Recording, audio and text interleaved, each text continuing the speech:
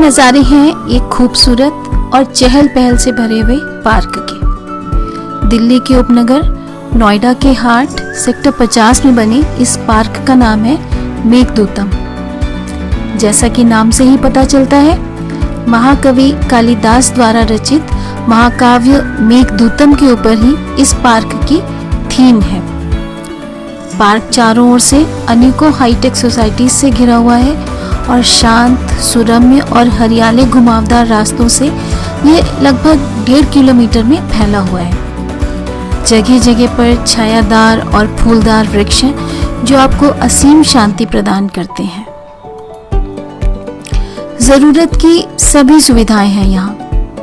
कई जगह सुंदर कलात्मक झोपड़ी नुमा सिटिंग लेआउट्स बने हुए हैं। आपको किन्हीं रचनात्मक विचारों का ताना बाना बुनना हो, अपने विचारों के समन्वय के लिए शांति की ज़रूरत हो, किसी का इंटरव्यू हो, कोई नाटक प्ले आदि करना हो, सुबह शाम सिर्फ चहलकदमी करनी हो, यह पार्क हर अवसर के लिए बिल्कुल उपयुक्त है।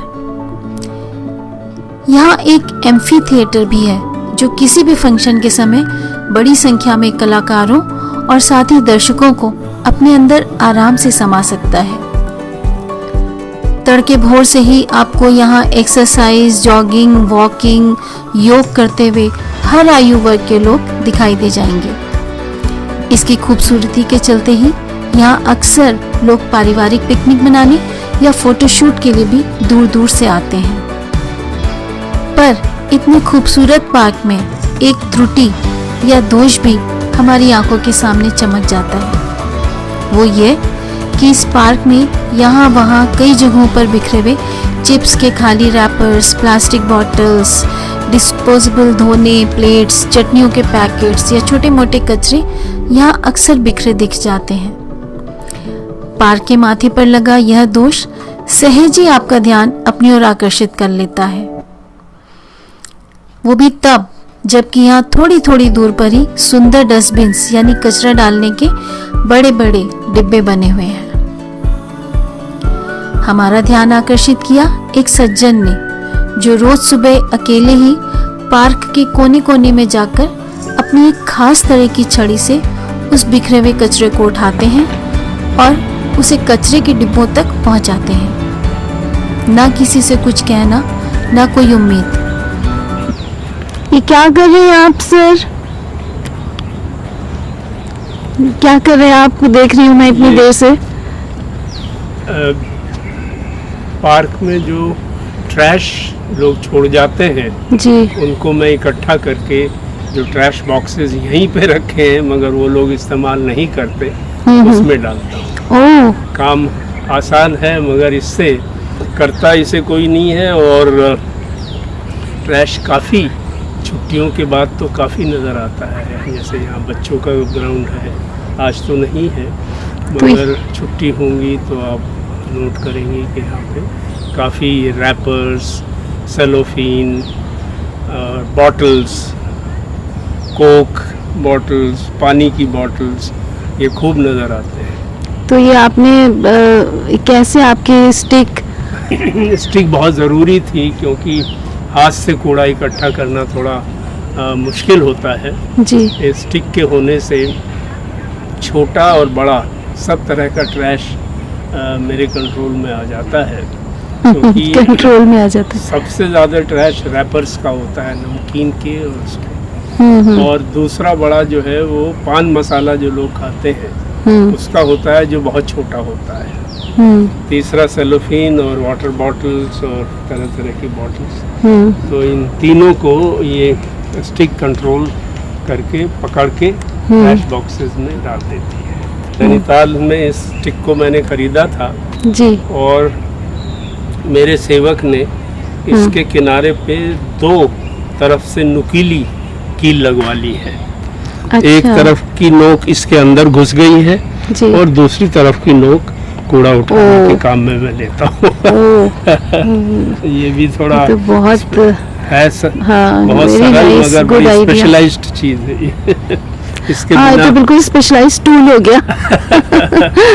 इसके बिना मेरी एफिशिएंसी बहुत कम रहती थी। जी। इसलिए मुझे बनवाना पड़ा। तो आप ये सब उठा के अपने हाथ से डस्टबिन में डालते हैं? डस्टबिन में डालते ग्रेट। हैं। और काफ़ी देखिए नोएडा अथॉरिटी ने काफ़ी ट्रैश बॉक्सेस लगवा रखे हैं। अगर आप यहाँ पे बच्चे आते हैं, उनके पेरेंट्स भी आते हैं, अकेले बच्चे तो आते नहीं हैं, मगर आप छुट्टी के बाद देखिएगा यहाँ पे लगभग 25-30 रैपर्स और बॉटल्स वगैरह पड़ी हुई मिल जाएंगी आपको। तो ये है अब हमारी, हम हैं ऐसे तो ट्रैश इकट्ठा होता है। जी। Somebody has to clean it. आज कहीं न कहीं के लम्हे में मिलिए श्री SP गौर से, a retired IAS officer.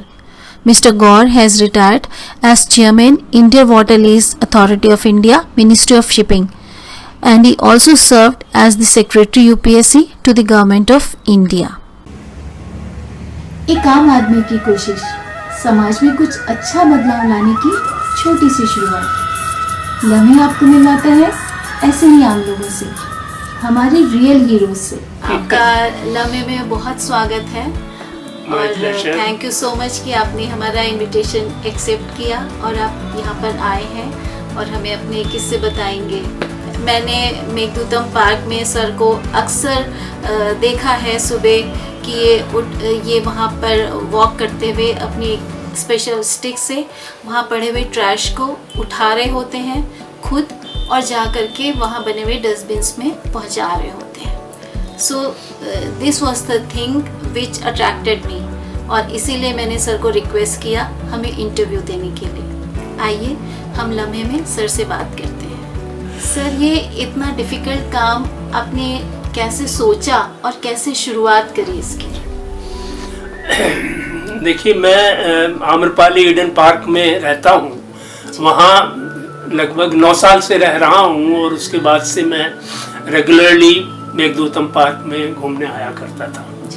तो नाम इसका बड़ा सुंदर है, इसको बहुत अच्छी तरह डिज़ाइन भी किया है किसी आर्टिस्ट ने, और जैसा आप सब जानते हैं ये महाकवि कालिदास के महाकाव्य मेघदूतम पर आधारित है नाम, और उसका कुछ अंश जगह जगह पे स्टोन पिलर्स पे भी लिखा गया है, हिंदी और इंग्लिश में, हिंदी और इंग्लिश में, संस्कृत और इंग्लिश में। तो मुझे एक चीज़ बड़ी अखरती थी कि आप जो घूम रहे हैं वो ट्रैक तो ठीक है, मगर जो नीचे का हिस्सा है, जो ग्रीन हिस्सा है, कॉर्नर्स हैं, उनमें कूड़े का अंबार नजर आता था। मुझे ताज्जुब इसलिए नहीं होता था कि इस पार्क में बहुत लोग पिकनिक मनाने आते हैं और जैसी हमारी हिंदुस्तानियों की आदत होती है, जहाँ बैठे वहीं आसपास कूड़ा कचरा पटक दिया, खाया पिया और कूड़ा वहीं पटक दिया। हालांकि नोएडा अथॉरिटी ने जगह जगह पर बड़े सुंदर खरगोश की शेप के ट्रैश बॉक्स बना रखे थे, और अगर कोई चाहे, अगर किसी की इंटेंशन हो, उस ट्रैश बॉक्स तक कूड़े को डालना बहुत मुश्किल काम नहीं था। तो मैंने सोचा क्या किया जाए, तो मैंने यही डिसाइड किया कि मैं खुद इसको साफ करने का काम अपने हाथ में लेता हूँ। तो शुरू में मैंने ग्लव्स पहन के कूड़े को हाथ से इकट्ठा करके मैंने ट्रैश बॉक्स तक डालना शुरू किया। फिर मैंने सोचा कि थोड़ा दिक्कत तलब है, चूंकि झुकना पड़ता था, उसको कई बार कूड़े को उखाड़ना पड़ता था ज़मीन से। तो मैं स्टिक लाया था नैनीताल से। एक बार मैंने अपने लड़के से कहा कि बेटा तुम इसके कॉर्नर पे एक कील गड़वा दो जो दोनों तरफ से नुकीली है, एक नुकीला हिस्सा उसके अंदर चला जाएगा स्टिक के, और दूसरा मेरे काम में कूड़े को पिकअप करने के काम में आया। तो जब ये मेरे पास आ गई तो मेरी एफिशिएंसी लगभग 2.5-3 गुना बढ़ गई। मैं कूड़े को पिन करता था, पंच करता था, और 10-12 आइटम बड़े आसानी से पिकअप करके मैं अगले ट्रैश बॉक्स तक ले जाता था। तो फिर मुझे अकेलापन भी नहीं महसूस हुआ, क्योंकि मेरी स्टिक मेरे साथ होती थी। बहरहाल ये कई साल तक चलता रहा, लगभग 1.5 साल चला होगा। मैं अकेला इस काम को करता रहा। लोग आते थे घूमते हुए, मुझे मेरी तरफ स्माइल भी देते थे, कई मुझे कॉम्प्लीमेंट भी करते थे, मगर ताज्जुब की बात ये थी कि किसी ने मेरा साथ देने का ऑफर नहीं दिया। बहरहाल एक दिन साथ देने वाला भी आया, एक आशीष पांडा, वो भी वॉक करते थे, बड़े हैंडसम आदमी, एक मल्टीनेशनल कॉरपोरेशन में प्रोफेशनल हैं। उन्होंने कहा कि मैं साहब आपके साथ काम करूंगा और स्पेशली सैटरडे संडे को मुझे टाइम मिल जाता है, मैं आपके साथ ये काम करूंगा। तो फिर हम 1 से 2 से 3 हो गए। तो हम लोग दो तो ये हो गई, अच्छा और 2 तो स्टिक और मैं, और तीसरा आशीष पांडा। तो हम लोगों ने फिर एक चीज़ और शुरू की कि उस कूड़े में हमने देखा कि पीछे वाली बिल्डिंग्स के कंस्ट्रक्शन लोगों का फेंका हुआ कई बैग्स होते थे, सीमेंट के, पुट्टी के, अलग अलग चीज़ों के। तो हमने वो बैग निकाल के उनमें कूड़ा भर के अगले ट्रैश बॉक्स तक ले जाना शुरू किया। तो बहरहाल नोएडा की इतनी तारीफ थी कि वो ट्रैश बॉक्स हर 2-3 दिन में खाली कर देते थे और हमें शिकायत करने का मौका नहीं देते थे। फिर कई और लोगों ने देखा, उनमें कुछ बड़े वेल मीनिंग लोग भी थे, खासकर विनोद अग्रवाल जी जो बहुत पॉपुलर भी हैं वहाँ घूमने वालों में। तो उन्होंने ये प्रपोज किया कि let us make a group. तो उनका कहना था कि हम लोगों ने 15-16 लोगों का ग्रुप बनाया और ख़ासकर एक सैटरडे या संडे हम हर हफ्ते इकट्ठे होते थे, और जैसे 12 लोग अगर इकट्ठे हुए तो 2-2 का एक ग्रुप, सब ग्रुप बन के अलग अलग कोनों में जाके सफाई करता था। तो मैंने देखा कि जो काम अकेला कर सकता है, जब ग्रुप उसी काम में लगता है तो पुरानी कहावत ही है, तो वो काम बड़ा आसान हो जाता है। तो हम लोगों ने जी जान से पार्क को, मेघदूतम पार्क को साफ करने का जो इरादा किया था उसको बाकायदा इम्प्लीमेंट किया और पार्क की हालत काफ़ी अच्छी हो गई। अब इस बीच नोएडा अथॉरिटी का क्या नज़रिया रहा मुझे नहीं मालूम, मगर उनकी तरफ से उस समय तक कोई इनिशिएटिव पार्क को रेगुलरली साफ करने का नहीं लिया गया था।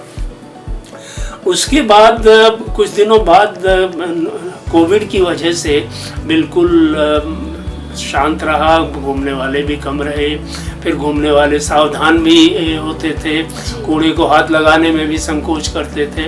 तो वो 2-3 साल तो वॉश आउट हमारे हो गए। वो अर्ली 2020 से शुरू होके पूरा 2020 और कुछ 21 का भी हिस्सा उसमें निकल गया।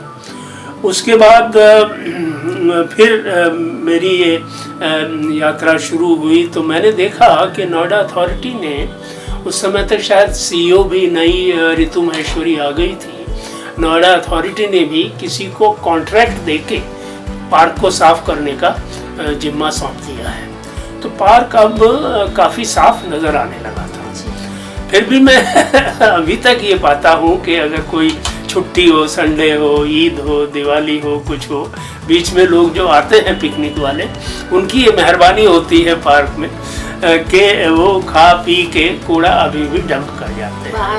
हाँ, आप देखिएगा आज भी आप जाएं तो जहाँ जहाँ हट्स बनी हुई है। हाँ, मैं देखती हूँ। आपने भी नोट किया होगा। देखती हूँ जी। तो बल्कि मैं इस काम को इसलिए भी मुझे पिंच किया कि एक तो खैर हमारे प्राइम मिनिस्टर मोदी जी ने खुद झाड़ू लेके कई जगह साफ किया था और उन्होंने सफाई का एक विशेष अभियान, राष्ट्रीय अभियान चलाया भी था।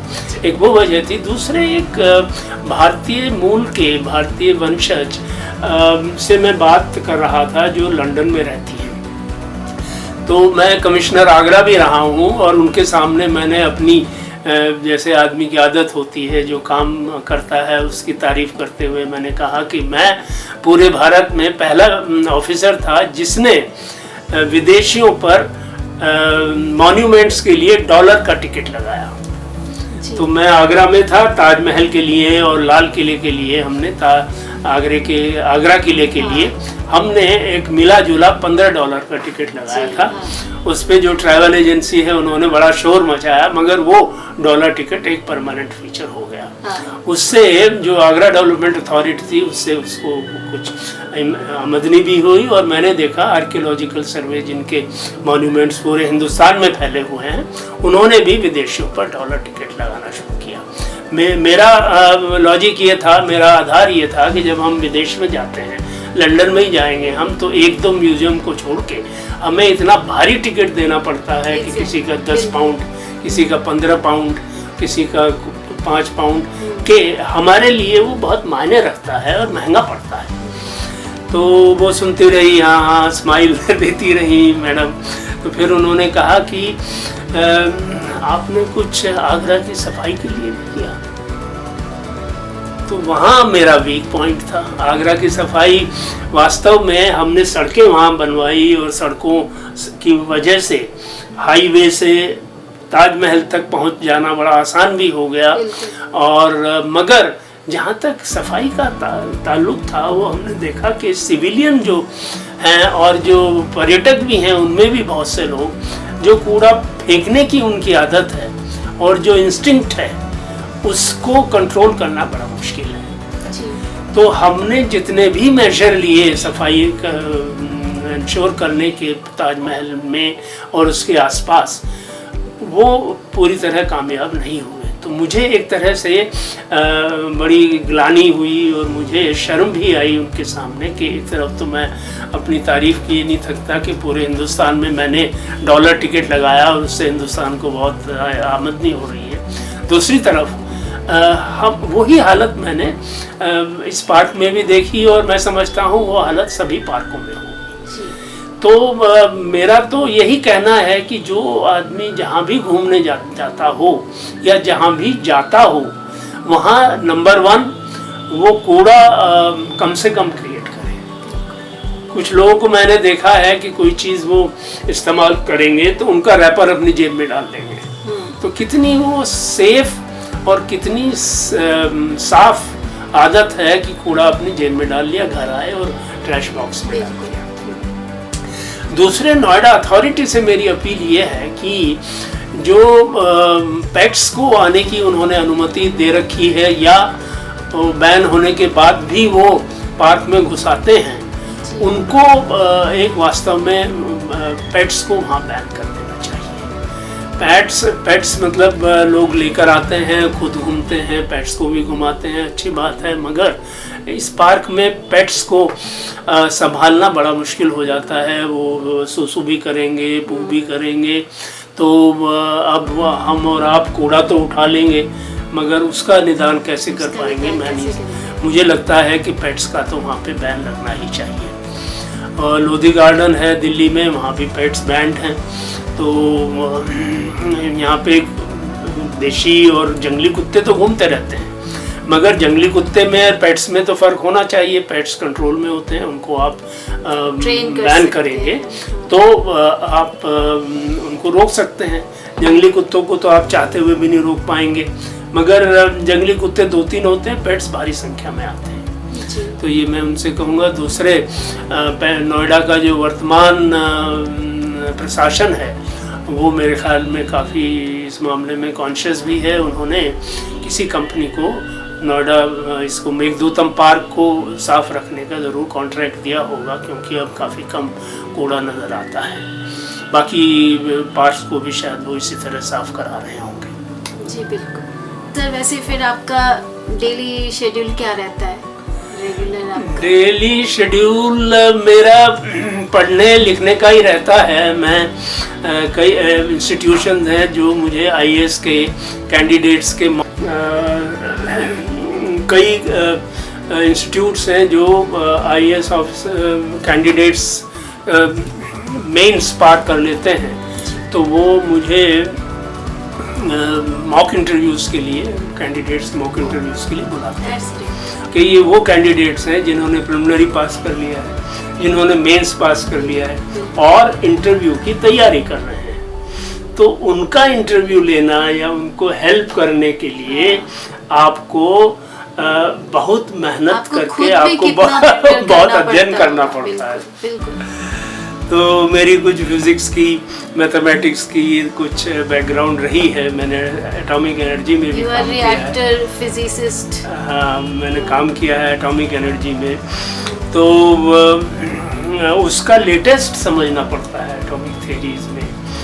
जैसे छोटी सी चीज़ें हैं, जैसे ब्लैक होल्स हैं, हाँ। ब्लैक होल्स क्या होते हैं, कैसे बनते हैं, क्या ब्लैक होल्स हैं, एक वाइट न्यूट्रॉन स्टार होता है, एक वाइट ड्रैगन होता है, तो ये सब चीज़ें क्या, तो उन सब के लिए बहुत पढ़ना पड़ता है, तो पढ़ने में लगा रहता हूँ। तो 2-3 महीने पिछले साल और 2-3 महीने इस साल जनवरी से मेरे उसी में निकल गए।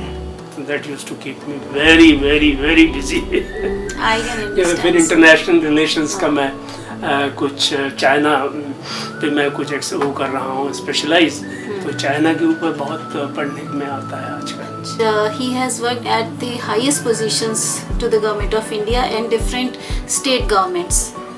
So this becomes even more important when a person who has served at these positions is doing something on his own.